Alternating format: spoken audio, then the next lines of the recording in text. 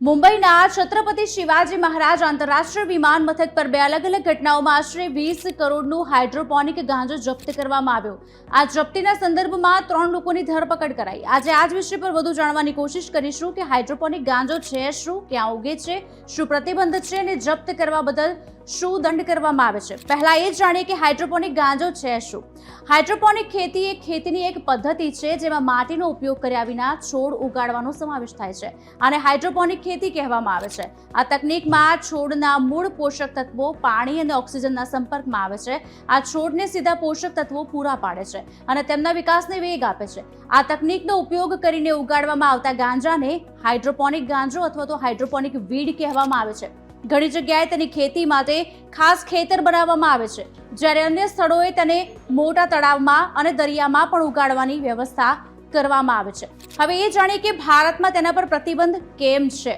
Hydroponic ટેકનોલોજીમાં ઉપયોગ કરીને ઉગાડવામાં આવતા ગાંજામાં પરંપરાગત ગાંજા કરતાં THCનું પ્રમાણ નોંધપાત્ર રીતે વધારે હોય છે. આ તેને પરંપરાગત ગાંજા કરતાં વધુ નશીલું બનાવે છે.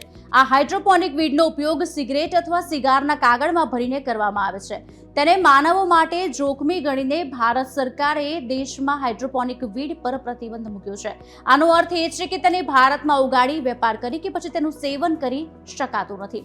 ખૂબ જ મોંઘો નશો છે. તે વિશ્વના ઘણા દેશોમાં ખાસ કરીને થાઇલેન્ડમાં મોટા પ્રમાણમાં ઉત્પન્ન થાય છે. યુવાનોમાં પણ આ ડ્રગનો ક્રેઝ વધી રહ્યો છે. ગુપ્ત રેવ પાર્ટીમાં તેની ખૂબ જ માંગ છે.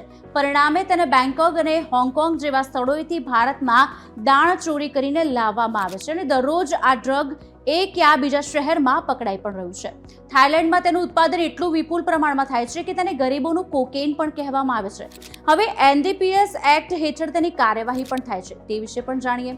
જ્યારે દેશમાં હાઇડ્રોપોનિક ગાંજો જપ્ત કરવામાં આવે છે ત્યારે આયાતકાર પર NDPS કાયદા હેઠળ કાર્યવાહી કરવામાં આવે છે. આ કાયદા હેઠળ ડ્રગ સંબંધિત ગુનાઓને ખૂબ જ ગંભીરતાથી લેવામાં આવે છે અને ભારે દંડ થાય છે અને જોગવાઈ પણ છે. જો કે સજા અને દંડની ગુનાની ગંભીરતાના આધારે બદલાઈ રહ્યું છે. ઘણા કિસ્સાઓમાં દંડ સામેલ ડ્રગના જથ્થા ઉપર આધાર રાખે છે. આમાં નાની માત્રા કરતાં વધુ, પરંતુ વેપારી માત્રા કરતાં ઓછી અને વેપારી માત્રાનો સમાવેશ થાય છે.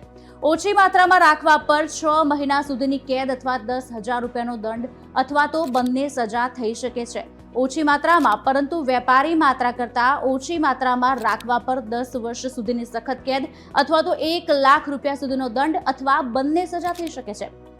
વેપારી માત્રામાં ડ્રગ્સ રાખવા બદલ 10 થી 20 વર્ષની સજા અને 1 થી 2 લાખ રૂપિયાનો દંડ થઈ શકે છે.